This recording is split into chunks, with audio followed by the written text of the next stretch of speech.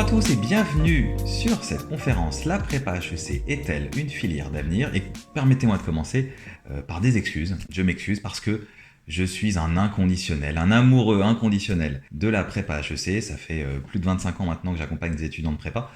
Et donc l'analyse que je vais faire avec vous sera sans doute un peu biaisée, un peu subjective, mais je vais essayer de m'appuyer, vous allez voir, sur des données factuelles. Et ensuite, on pourra poursuivre l'échange. Si vous avez des questions à nous poser, n'hésitez pas à nous les poser en allant sur notre site myprepa.fr, rubrique contact@myprepa.fr. On se fera un plaisir de répondre absolument à toutes les questions que vous avez à l'approche de ces choix d'orientation qui sont très importants. Rentrons dans le vif du sujet. Qu'allons-nous voir aujourd'hui? Je ne vais pas vous dire le contraire. Oui, la prépa HEC est une filière d'avenir. C'est d'abord une filière d'excellence. On va voir dans une première partie en quoi la prépa HEC est une filière d'excellence. Nous verrons ensuite que c'est une filière d'excellence, mais qui est quand même critiquée, contestée. On va essayer d'analyser le phénomène pour voir à quelles conditions la prépa HEC peut et doit rester la filière d'excellence et la filière d'avenir qu'elle a toujours été. La prépa HEC est une filière d'excellence, d'abord pour une raison assez méconnue. On a tendance à penser que lorsqu'on fait une grande école de commerce, c'est pour ensuite être en contrôle de gestion dans une grande entreprise. Certes, ce sont des métiers possibles, mais on va voir que la force des grandes écoles, c'est d'abord l'entrepreneuriat. On verra ensuite que c'est aussi la direction d'entreprises de toute taille, et on verra dans un dernier temps la variété des carrières que l'on peut embrasser en faisant une prépa HEC puis une grande école. Mais d'abord, revenons sur ce premier point, l'entrepreneuriat. Les grandes écoles sont la voie royale pour l'entrepreneuriat. Et là, je vous ai mis sur cette slide que vous voyez sur le côté, les quelques entrepreneurs connus dans ce milieu de l'entrepreneuriat. Par exemple, Pierre Kosciusko-Morizet, qui avait créé il y a quelques années à sa sortie d'école Price Minister, vous connaissez sans doute, mais vous connaissez, j'imagine, Jonathan Benassaia et surtout la société qu'il a créée, qui s'appelle Deezer, dans le monde de la musique. Peut-être un peu moins connu, mais très connu dans le monde des startups. Jonathan Cherki, qui est sorti de l'ESSEC, donc diplômé de l'ESSEC, et qui a créé une entreprise qui s'appelle Content Square, qui est aujourd'hui une licorne, c'est-à-dire une entreprise valorisée plus d'1 milliard de dollars. Et puis Adrien Nussembaum, qui est diplômé d'HEC, qui a aussi été à l'initiative d'une licorne qui s'appelle Miracle, qui est un concurrent d'Amazon sur le marché des marketplaces. Et bien Adrien Nussembaum est sorti d'une grande école après une filière prépa HEC. Et puis vous avez Catherine Barba, qui est aussi très connue dans le monde de l'entrepreneuriat, qui a notamment beaucoup travaillé avec Marc Simoncini de Mythique. Et puis vous avez Claire Balva, donc aussi une diplômée de l'ESCP, qui a créé une startup qui s'appelle Blockchain Partner et qui est en très forte croissance. Donc maintenant, ça ce sont les quelques images d'entrepreneurs que je pouvais vous montrer. Il y en a plein d'autres. Et donc, si on regarde maintenant, on prend un peu de recul et qu'on regarde les chiffres avec un peu plus de précision, on voit par exemple qu'en 2017, 3/4 des fondateurs de startups françaises présentes au CES de Las Vegas. Donc, le CES de Las Vegas, pour ceux qui ne connaissent pas, c'est un salon mondialement réputé qui a lieu à Las Vegas et autour des technologies. Et donc, 3/4 des fondateurs de startups françaises étaient issus d'une grande école.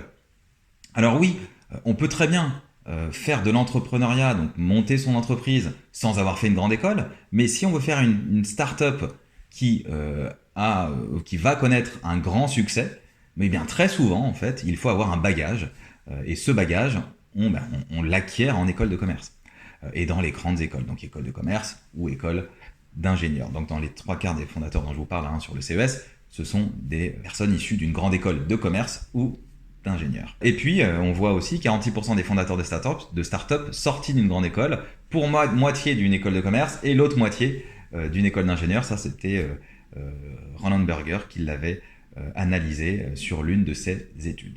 Donc voilà, ça c'était donc le premier point vraiment important. Contrairement à ce qu'on croit, si on a envie d'être entrepreneur, eh bien, faire une grande école, c'est potentiellement une bonne idée. Deuxième voie possible lorsqu'on fait une grande école, deuxième voie plus classique, c'est d'avoir des postes de direction dans les grandes entreprises. Et donc là aussi, vous avez des données que je vous ai listées. En 2019, HEC est la formation la plus représentée chez les PDG du CAC 40. Donc 11 diplômés contre 10 pour l'ENA, 9 pour Polytechnique. Bon, ça change assez souvent, hein. Donc là, je vous ai mis une statistique récente qui valorise HEC, mais certaines années, il faut le reconnaître, hein, c'est parfois Polytechnique qui est devant, etc. Mais en tout cas, si vous voulez travailler dans un grand groupe et avoir des postes à responsabilité, faire une grande école est très souvent une bonne idée. Bon, et puis, on le dit pas assez, l'une des forces de ce cursus, de cette filière prépa HEC puis grandes écoles, c'est la variété des métiers que l'on peut faire en sortant d'école. Et donc là, je vous ai mis une galerie de portraits. Alors évidemment, cette galerie est subjective, mais vous avez François Hollande, il y a Valérie Pécresse aussi dans le monde de la politique. Donc si vous êtes intéressé par le monde de la politique, il est possible de rejoindre la politique en ayant fait une grande école. Je vous ai mis aussi dans le monde du journalisme, Christophe Barbier, qui a fait le SCP, Claire Chazal, qui a fait HEC. Et puis dans le monde un peu plus, on va dire... divertissement, entertainment, loisirs. Vous avez Jean-Jacques Goldman, qu'on ne présente plus, qui a fait l'EDEC. Et puis Henri Tran, qui est un youtubeur que certains étudiants, beaucoup d'étudiants connaissent, les parents peut-être un peu moins. Et bien cet étudiant a fait l'ESSEC. Il est aujourd'hui à l'ESSEC, je crois qu'il est en phase de... il va bientôt être diplômé. Donc voilà, ça c'était tout de même le premier grand sujet. Pourquoi la prépa HEC est une filière d'excellence? Eh bien, d'abord parce que les grandes écoles sont une force. Donc avoir un diplôme de grande école, c'est un atout non négligeable si l'on veut derrière avoir une carrière variée et avec des responsabilités. La question qui se pose à nous à présent est, doit-on faire une prépa HEC pour rejoindre une grande école? Non. Et là, il faut savoir qu'il y a plusieurs voies possibles. Il y a la voie admission parallèle et la voie prépa HEC. Alors, quand on regarde concrètement les chiffres, la prépa HEC reste le cursus le plus efficace pour rejoindre une grande école. Et là, une fois de plus, les chiffres nous donnent raison. En 2020, lorsqu'on regarde les chiffres, le nombre de places aux parisiennes était de... Donc parisiennes, c'est les donc HEC, ESSEC, ESCP. Le nombre de places aux parisiennes était de 205 places pour les candidats admis sur titre contre 1215 pour les candidats de prépa HEC. Et ce qui veut donc dire que pour rejoindre HEC, la sélectivité est de 3%, donc on a 3% de chance de rejoindre HEC lorsqu'on fait une admission parallèle, donc admission sur titre, contre 7,5% de chance de rejoindre HEC si l'on passe par le concours prépa. C'est un rapport de 25 places contre 400 places. Bon, et puis, il faut aussi rappeler que dans les grandes écoles, il y a plus de places disponibles qu'il n'y a de candidats en prépa HEC. Ce qui veut dire que si vous faites une prépa HEC, quoi qu'il arrive, vous aurez une grande école. La question, c'est laquelle? Bien sûr, tout le monde n'aura pas HEC, mais vous aurez une grande probabilité de réussite. Vous aurez une école du top 10. Et une école du top 10, c'est tout de même mieux, si on regarde les classements, plusieurs indicateurs, mais c'est tout de même mieux que de faire un bachelor à la sortie du bac. Pourquoi la prépa HEC est la filière privilégiée lorsqu'on veut intégrer une grande école? Il faut quand même aussi reconnaître les vertus de la prépa HEC. On a tendance à oublier que la prépa HEC est une formidable occasion de s'élever intellectuellement et de développer des qualités à la fois ce qu'on appelle les hard skills, donc les compétences concrètement, donc l'esprit critique, la capacité de synthèse, aussi des compétences linguistiques avec 3 langues vivantes, le français et l'anglais et puis une troisième langue, la culture générale, la culture scientifique, la partie mathématique est très importante en prépa HEC, la compréhension des enjeux du monde contemporain avec la géopolitique, avec l'économie et l'histoire économique, mais aussi, comme qualité que l'on développe en prépa, la capacité à gérer un projet. Une prépa HEC, ça dure entre 2 et 4 ans. Certains font parfois 4 ans, passent 4 ans en prépa HEC.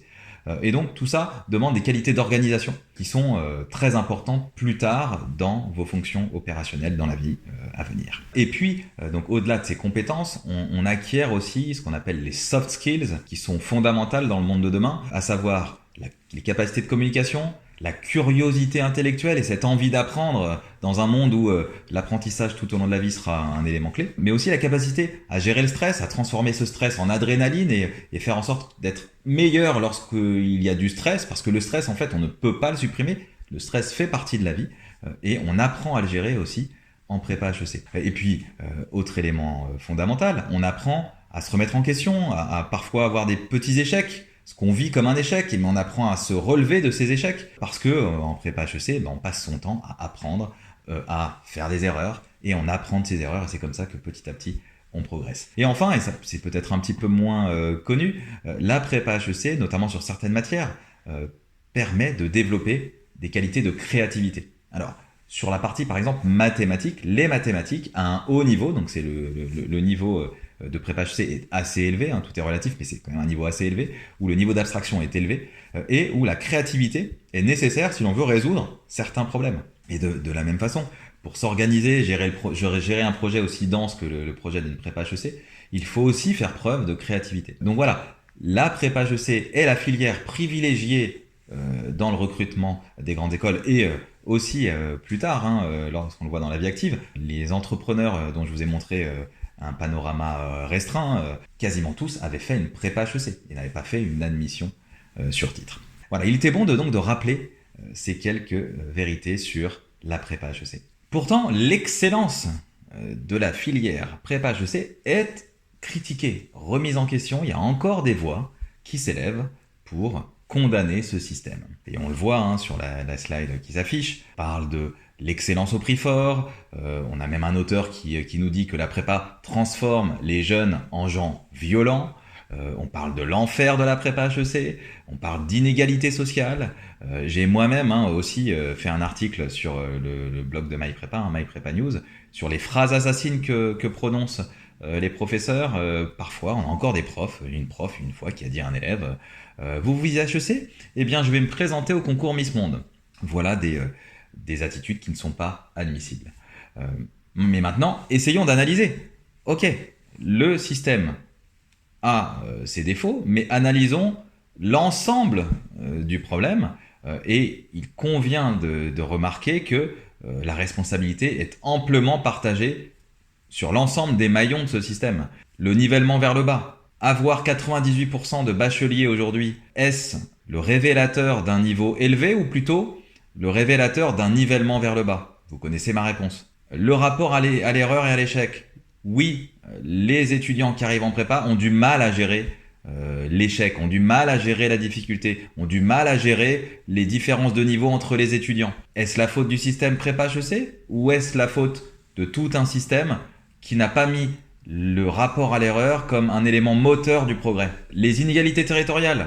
Si la plupart des étudiants de prépa, 60% des étudiants de prépa HEC font leur prépa à Paris, est-ce un problème lié au système prépa ou est-ce un problème lié au manque de communication sur ce système, à l'autocensure, j'en parle, le rôle des parents, à l'autocensure des parents qui se disent que comme ils ne viennent pas des milieux bourgeois parisiens, n'ont pas le potentiel pour faire une grande école. Le problème aussi d'innovation, et là je ne peux aller que dans votre sens. Oui, certaines prépas, même la plupart des prépas, ont encore des outils pédagogiques d'un autre temps, donc avec tableau vert, tableau blanc, où l'innovation n'a pas encore fait irruption dans la salle de classe, alors que ces générations ont besoin d'innovation. Donc oui, on peut remettre en question le système, mais c'est l'ensemble du système qu'il faut remettre en question dans ce cas-là, et pas le système prépa HEC qui, au contraire, est vertueux et s'efforce de compenser les lacunes de système et de remettre les étudiants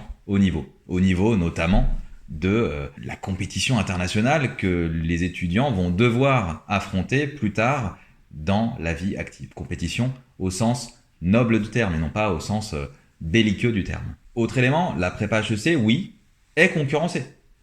On a des étudiants qui veulent, par exemple, faire des filières plus courtes et directement, en 2 ans ou en 3 ans, être opérationnels pour rentrer dans le monde du travail. C'est un choix qui se défend. On verra dans une troisième partie que ce choix n'est peut-être pas le choix le plus judicieux dans le monde incertain et complexe et concurrentiel qui nous fait face. On a aussi des étudiants, et on en a parlé, qui veulent faire des admissions parallèles, donc les AST, les admis sur titre. J'en ai parlé, je n'y reviens pas. Et enfin, et on va zoomer sur ce point, il y a des étudiants qui veulent suivre un cursus à l'international. Eh bien, dans ce cas, je ne suis pas sûr que ce soit toujours une bonne idée. Je m'explique. Regardons les chiffres, en fait. Les chiffres sont assez parlants. En 2018, il y avait 4,5% de la population française qui vivait à l'étranger. Et il faut, deuxième chiffre intéressant, lorsqu'on est expatrié, il faut savoir que généralement une expatriation dure 11 ans. C'est-à-dire qu'une expatriation, grosso modo, dure 25%, donc un quart de sa vie active. Donc si vous voulez aller étudier à l'étranger, posez-vous la question, est-ce que c'est pour vivre à l'étranger? Ou est-ce que c'est pour ensuite revenir en France et avoir un métier à dimension internationale, mais en France? Posez-vous cette question. Si vous avez la certitude que vous avez absolument envie de quitter le territoire français et d'aller vivre à l'étranger, alors oui, peut-être qu'étudier à l'étranger est une bonne idée. En revanche, si vous n'êtes pas sûr, et c'est le cas de 99,9% des étudiants, qui ne savent pas à 18 ans ce qu'ils veulent faire, ça n'est sans doute pas une bonne idée, puisque, une fois de plus, dans bien des cas, plus de 95% des cas, vous allez ensuite faire le plus clair de votre vie en France. Et puis le dernier élément sur l'importance du réseau d'alumni, l'avantage lorsque vous êtes dans une grande école, c'est que vous bénéficiez d'un réseau d'anciens qui est influent dans le monde entier, et donc vous pouvez aller travailler dans n'importe quel pays, puisque l'international est une dimension fondamentale des grandes écoles. En revanche, si vous allez dans une école à l'international, aurez-vous un réseau d'anciens influents dans le monde entier, notamment en France, puisqu'une fois de plus, dans 95% des cas, vous allez revenir en France. Donc, ce sont des questions qu'il faut se poser lorsque l'on s'apprête à vouloir étudier à l'étranger. Alors, bilan des courses, la prépa HEC est-elle une filière d'avenir? Je pense que vous devinez ma réponse. La réponse, selon moi, est évidemment oui, mais sous certaines conditions. Alors oui, pourquoi? Oui, parce que regardons le monde tel qu'il se présente. Et le monde tel qu'il se présente dans les années à venir. On est face à de multiples incertitudes liées aux grandes menaces. Les incertitudes, donc la menace sanitaire, la menace sécuritaire, la menace environnementale, et puis la menace économique. On a devant nous, sans doute, des années de crise qui seront difficiles à traverser. Mais également, parlons des incertitudes liées aux métiers à venir. Il y a une statistique, alors comment savoir si elle est vraie, on saura en 2030, qui nous dit que 85% des emplois de 2030 n'existent pas aujourd'hui, selon un rapport de Dell. Et donc, les principales qualités qu'il faut développer dans la vie à venir sont des qualités d'adaptation. Les compétences qu'il faut développer sont les compétences notamment d'esprit critique, d'envie d'apprendre, donc hard skills, soft skills, là on peut les mêler. Toutes ces compétences-là, on les apprend en prépa HEC et ensuite en école de commerce. Et donc, la prépa HEC, oui, est adaptée aux enjeux des étudiants parce qu'elle est une solution pour pouvoir s'adapter au monde de demain et aussi elle est une solution pour donner des éléments de réponse à des étudiants qui ne savent pas, quand ils arrivent à 18 ans dans l'enseignement supérieur, ils ne savent pas forcément ce qu'ils veulent faire. La prépa HEC, c'est l'occasion d'avoir une formation pluridisciplinaire, c'est l'occasion de contrecarrer le nivellement vers le bas dont je vous ai parlé, et du coup d'avoir des portes ouvertes qui seront nombreuses ensuite en sortie d'école. Et comme je le résume ici, la prépa HEC finalement c'est un formidable levier d'élévation intellectuelle et un tremplin vers des carrières variées. Et puis, pour finir sur cette partie, une bonne nouvelle, oui, la prépa HEC se modernise. Les prépas ne sont pas toutes poussiéreuses, et là j'aimerais vous parler de mon expérience chez MyPrépa, puisque je dirige une prépa HEC qui s'appelle MyPrépa, où là on a un volontarisme en matière d'innovation qui est fort, où la salle de classe est équipée pour que les étudiants puissent avoir l'enregistrement de toutes les séances et puissent voir le replay de toutes les séances, où il y a aussi des nouvelles fonctionnalités qui permettent d'améliorer l'interaction entre le professeur et les étudiants, de pouvoir mettre de la classe inversée, de favoriser le travail collaboratif. Toutes ces choses-là, toutes ces nouvelles méthodes sont des méthodes dont l'efficacité n'est plus à prouver, puisque à l'échelle internationale, ce sont des méthodes qui sont utilisées, mais ces méthodes n'ont pas encore fait leur entrée en prépa HEC, sauf chez MyPrépa. Et il y en a qui commencent à évidemment nous suivre avec l'épisode Covid qui n'a pas été de tout repos. Les prépas se sont remises en question et il est à prévoir que la plupart des prépas HEC vont se moderniser. Et puis aussi, chez MyPrépa, j'aimerais vous parler du mécanisme d'égalité des chances, puisque oui, on est certes une prépa privée hors contrat, mais on a un fort volontarisme en matière d'égalité des chances, où on veut que jusqu'à 25% de boursiers puissent venir dans notre prépa HEC. Moi-même, étant petit-fils d'ouvrier, cette notion d'égalité des chances, pour moi, était fondamentale, puisque rien ne me prédestinait à avoir une grande école, et finalement, je dois beaucoup à la prépa HEC, et c'est pour ça que ce système, je le défends aujourd'hui, parce qu'il me permet aujourd'hui d'être heureux et d'évoluer dans le monde de la pédagogie avec beaucoup de bonheur. Conclusion, vous l'aurez compris, Je suis un inconditionnel, je vous avais prévenu, hein, je vous avais dit que j'étais pas forcément très objectif sur ce sujet-là, parce que je dois beaucoup à ce système prépa HEC, mais pour résumer, si vous visez des carrières à grande responsabilité, dans un monde incertain, eh bien la prépa HEC et la prépa scientifique, j'aurais pu faire aussi une conférence sur la prépa scientifique, que je connais moins, mais ces deux voies-là vous permettent d'avoir ce genre de responsabilité. De nombreuses prépas vont aussi devoir s'adapter, oui, et pouvoir mettre à l'honneur des valeurs comme la bienveillance, l'innovation, la réussite pour tous, pour que ce système prépa soit vertueux et fasse l'unanimité ou la quasi-unanimité, on ne peut pas faire l'unanimité dans ce monde-là, eh bien, il va falloir remettre ces valeurs au cœur du système. Autre conviction que j'aimerais vous partager en cette fin de conférence, c'est que tout le monde peut faire une prépa HEC et tout le monde peut potentiellement intégrer une grande école. Une fois de plus, si vous avez de grandes ambitions, une forte capacité de travail et que vous êtes prêt à accepter l'erreur et de penser que l'erreur est une étape pour accéder à un niveau plus élevé et donc progresser, oui, la prépa HEC est sans doute un système qui va vous épanouir, vous permettre de vous développer et vous permettre d'intégrer une grande école. Mais pour avoir accompagné de nombreux étudiants en prépa HEC, j'ai tout vu. J'ai vu des étudiants partir d'un niveau catastrophique et intégrer les meilleures écoles. Parce qu'ils avaient, donc c'est la conclusion, parce qu'ils avaient le bon accompagnement et le bon état d'esprit. Merci à vous, en espérant que cette conférence vous a permis de vous éclairer sur ces sujets importants pour votre avenir. N'hésitez pas, si vous avez des questions, une fois de plus, myprepa.fr, rubrique contact@myprepa.fr. Merci.